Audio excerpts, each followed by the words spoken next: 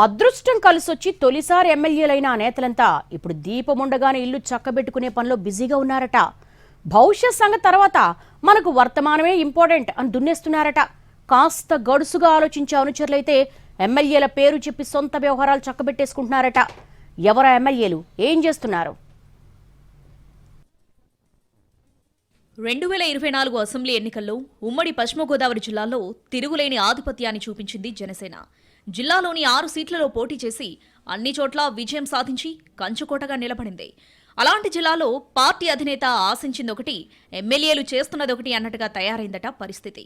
ఇక్కడి నుంచి తొలిసారి ఎమ్మెల్యేలుగా ఎన్నికైన జనసేన నేతలు మళ్లీ అవకాశం వస్తుందో లేదో భవిష్యత్తు సంగతి మనకెందుకు, దీపముండగానే ఇల్లు చక్కబెట్టుకుందామన్నట్టు ఆత్రంగా వ్యవహరిస్తున్నారట. గీత దాటుతూ ఇప్పుడు కాకుంటే ఇంకెప్పుడు అన్నట్టుగా చేస్తున్న పనులు చూసి జనసేన నేతలే అవాక్కవుతున్నట్టు చెప్పుకుంటున్నారు. ఉమ్మడి పశ్చిమ గోదావరి జిల్లా నుంచి తొలిసారి అసెంబ్లీకి వెళ్లిన వారిలో నరసాపురం ఎమ్మెల్యే బొమ్మిడి నాయకర్, పోలవరం ఎమ్మెల్యే చిర్రి బాలరాజు, ఉంగుటూరు శాసనసభ్యుడు పచ్చమట్ల ధర్మరాజు ఉన్నారు.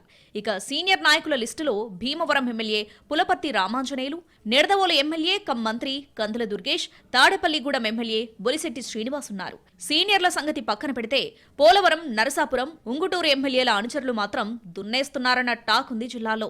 ఏ పని చేయాలన్నా, ఏ కాంట్రాక్టు దక్కించుకోవాలన్నా, మద్యం వ్యాపారం చేయాలన్నా షాడోలుగా మారిన ఎమ్మెల్యేల అనుచర గణానికి భారీగా ముడుపులు చెల్లించుకోవాల్సి వస్తున్నట్టు చెప్పుకుంటున్నారు.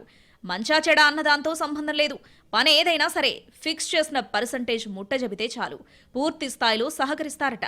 ఆయా నియోజకవర్గాల్లో ఇది ఓపెన్ టాక్ అంటున్నారు. నరసాపురంలో ఎమ్మెల్యే బొమ్మిడి నాయకర్ సోదరుడితో సహా మరికొంతమంది నేతలు ప్రతి పనికి ఓ రేటు ఫిక్స్ చేస్తున్నారన్న ఆరోపణలు గట్టిగానే వినిపిస్తున్నాయి. ఇటీవల సివిల్ తగాదాల్లో సైతం ఎమ్మెల్యే మనుషులు తలదూర్చి సెటిల్మెంట్స్ చేయడం వివాదాస్పదమవుతున్నట్టు చెబుతున్నారు. నరసాపురం నియోజకవర్గంలో ఏ వ్యాపారం మొదలు పెట్టాలన్నా ముందు నాయకర్కు కావాల్సిన వాళ్ళని కలిస్తేనే పనవుతుందని, వాళ్లకు సమర్పించుకోకుంటే ఏ పని చేయలేరన్న ప్రచారం జోరుగా ఉంది. మట్టి తవ్వకాల విషయంలో జనసేన నేతల ఆగడాలపై మిత్రపక్షం టీడీపీ నాయకులే ఫిర్యాదు చేసే వరకు వెళ్లిందంటే పరిస్థితి ఎంత దారుణంగా ఉందో అర్థం చేసుకోవచ్చన్నది లోకల్ వాయిస్. ప్రభుత్వ భూముల్లో అక్రమ తవ్వకాలు, తమ సామాజిక వర్గానికి చెందిన వారితో సెటిల్మెంట్స్ లాంటి ఆరోపణలు పెరుగుతున్నాయి. తొలిసారి ఎమ్మెల్యే అయిన నాయకర్ సలహాదారులు సెటిల్మెంట్ చేసే బ్యాచ్తో పెద్ద కోటరీనే ఏర్పాటు చేసుకున్నారని జనసేన నేతలే గుసగుసలాడుకుంటున్నారట. ఇక పోలవరం విషయంలోనూ ఇదే పరిస్థితి. ఎమ్మెల్యే మనుషులమంటూ కొంతమంది అక్రమాలకు తెరలేపడంతో నియోజకవర్గంలో చులకన భావం ఏర్పడుతుందని తెగ మదన పడిపోతున్నారట తెలుగు తమ్ముళ్లు. జనసేన ఎమ్మెల్యే పనులు తమకు తలవంపులు తెస్తున్నాయన్నది వాళ్ల వాదనగా తెలుస్తోంది. మొత్తం 7 మండలాల్లో ఎమ్మెల్యే షాడోస్ ను పెట్టుకుని బీభత్సంగా వసూళ్లకు పాల్పడుతున్నారన్న ఆరోపణలు పెరుగుతున్నాయి. అయితే కొన్ని విషయాలపై ఎమ్మెల్యేకు అవగాహన తక్కువ ఉందని భావిస్తున్న కొందరు చోటామోటా నేతలు ఆయన దృష్టికి తీసుకురాకుండానే పర్సనల్ గా పనులు చక్కబెట్టుకుంటూ అందిన కాడికి దోచుకుంటున్నారట. అటు ఉంగుటూరు నియోజకవర్గంలోనూ ఇదే పరిస్థితి ఉన్నట్టు చెప్పుకుంటున్నారు. తొలిసారి ఎమ్మెల్యేగా గెలిచిన పచ్చమట్ల ధర్మరాజు చుట్టూ చేరిన ఆయన సొంత సామాజిక వర్గ నేతలు, పోలీసులు, ఇతర అధికార యంత్రాంగాన్ని చేతిలో పెట్టుకుని అక్రమ చేపల చెరువులు నిర్వహిస్తున్నట్లు ప్రచారం జరుగుతోంది. ఏడాది గడిచినా ఎమ్మెల్యేలకు కొన్ని శాఖలపై పట్టు రాకపోవడం షాడోలకు వరంగా మారిందని ఎమ్మెల్యేల పేరుతో వాళ్లే ఆదేశాలిస్తూ తమ పబ్బం గడుపుకుంటున్నట్టు చెప్పుకుంటున్నారు. తీరా అవినీతి ఆరోపణలొచ్చేసరికి ఆ నిందలన్నీ ఎమ్మెల్యేలపై పడుతున్నాయట. ఈ విషయంలో తెలిసి కూడా వాళ్ళేమీ చేయలేకపోతున్నట్టు ప్రచారం జరుగుతోంది.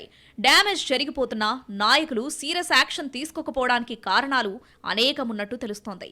తాము పట్టు కోల్పోతే ఆ స్థానంలో టీడీపీ నేతలు ఎక్కడ అజమాయిషి చలాయిస్తారోనన్న భయం ఉందని, అందుకే ఏదైతేనేం నడిచేదేదో నడవని, మనది మనకొస్తుంది కదా అనుకుంటున్నట్టు సమాచారం. కానీ ఆ ఉదాసీనత వల్ల పార్టీకి చెడ్డ పేరు వస్తున్నట్టు ఫీల్ అవుతుంది క్యాడర్.